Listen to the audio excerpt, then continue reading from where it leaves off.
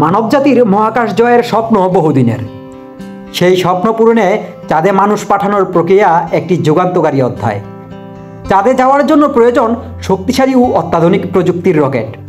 এই ব্লগে চাঁদে যাওয়ার রকেটের ভেতর কি কি আছে এবং কি দিয়ে তৈরি তা নিয়ে আলোচনা করার চেষ্টা করব। এর আগের ভিডিওতে আমরা চাঁদে মানুষ এবং রকেট পাঠানোর প্রক্রিয়া নিয়ে আলোচনা করেছি। ভিডিওর লিঙ্ক ডেসক্রিপশন বক্সে দেওয়া আছে, ইচ্ছে হলে দেখে আসতে পারেন। চ্যানেলটি অবশ্যই সাবস্ক্রাইব করে পাশে থাকবেন এবং কমেন্টের মাধ্যমে জানাবেন আপনি কোন বিষয়ের উপর জানতে চান। রকেট মূলত এমন একটি যান যা প্রচণ্ড গতিতে নির্গমনকারী গ্যাসকে ব্যবহার করে ঠেলা উৎপন্ন করে। নিউটনের তৃতীয় সূত্র অনুসারে প্রত্যেক ক্রিয়ার বিপরীতে সমান ও বিপরীত প্রতিক্রিয়া থাকে। এই সূত্রকে কাজে লাগিয়ে রকেট মহাকাশে গতি অর্জন করে। রকেট তিনটি প্রধান অংশে বিভক্ত। প্রথম ধাপে এটি ইঞ্জিন চালু করে রকেটকে বায়ুমণ্ডলের বাইরে নিয়ে যায়। দ্বিতীয় ধাপে এটি প্রথম ধাপ থেকে বিচ্ছিন্ন হয়ে আরও অনেক উচ্চতায় পৌঁছাতে সহায়তা করে। তৃতীয় ধাপে কমান্ড মডিউল বা লুনার মডিউল এই অংশটি চাঁদে অবতরণ করে এবং নভোচারীদের চাঁদে নিয়ে যায়।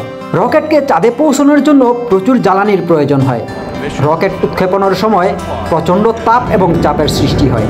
উদাহরণস্বরূপ নাসার 11 অ্যাপোলো মিশনের ব্যবহৃত স্যাটার্ন বি রকেট সম্পর্কে যদি বলি, এটি ছিল প্রায় 2900 টন, যার মধ্যে প্রায় 90% ছিল জ্বালানি।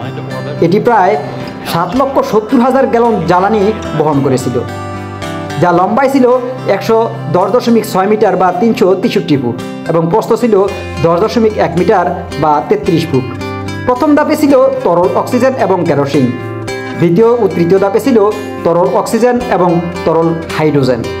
রকেট যত হালকা হবে তত বেশি গতি অর্জন করতে পারবে। রকেটের বাইরের কাঠামো হালকা কিন্তু শক্তিশালী ধাতু দিয়ে তৈরি, যেমন অ্যালুমিনিয়াম, টাইটেনিয়াম এবং কম্পোজিট ম্যাটেরিয়াল, যা তাপ প্রতিরোধ পদার্থ। এই উপাদানগুলো রকেটকে এর গঠন ও ভারসাম্য বজায় রাখতে সাহায্য করে। রকেটকে বায়ুমণ্ডলের তীব্র ঘর্ষণ ও তাপ থেকে রক্ষা করতে বেশি সহায়তা করে। রকেটের ইঞ্জিন উচ্চ তাপমাত্রা সহ্য করার জন্য বিশেষ ধাতু যেমন নিকেল অ্যালয় এবং কপার মিশ্রণ ব্যবহার করা হয়। এছাড়াও বিভিন্ন অংশে সিলিকন, গ্যালিয়াম উপাদান, গোল্ড ফয়েল, পলিমার ও প্লাস্টিক, গ্লাস ইত্যাদি মজবুত ধাতু দিয়ে তৈরি বিভিন্ন অংশ। রকেট এমনভাবে তৈরি করা হয় যাতে 2 থেকে 3 জন নভোচারী কমপক্ষে 7 থেকে 10 দিন আরামদায়কভাবে থাকতে পারে। ঘুমানোর জন্য স্লিপিং ব্যাগ দেওয়া হয়। ওজনহীন অবস্থায় নভোচারীরা ভাসমান অবস্থায় ঘুমায়। রকেট স্পেসে টয়লেট থাকে, যা বিশেষ প্রযুক্তি দিয়ে বজ্র সংগ্রহ করা হয়। বজ্র প্রক্রিয়াকরণ এবং পুনর্ব্যবহারযোগ্য পানির ব্যবস্থা থাকে। খাবার ও পানীয়তে পর্যাপ্ত ক্যালোরি, প্রোটিন, ভিটামিন ও মিনারেল সরবরাহ নিশ্চিত করা হয়। খাবারগুলো শুকনো এবং প্রস্তুত থাকে এবং সিলগালা থাকে, যাতে ওজনহীন অবস্থায় মহাশূন্যে ছড়িয়ে না পড়ে। রকেটের অভ্যন্তরে অক্সিজেন সরবরাহ এবং তাপমাত্রা নিয়ন্ত্রণের ব্যবস্থা থাকে। বায়ু শোধন করতে কার্বন ডাই অক্সাইড রিমুভার ব্যবহার করা হয়।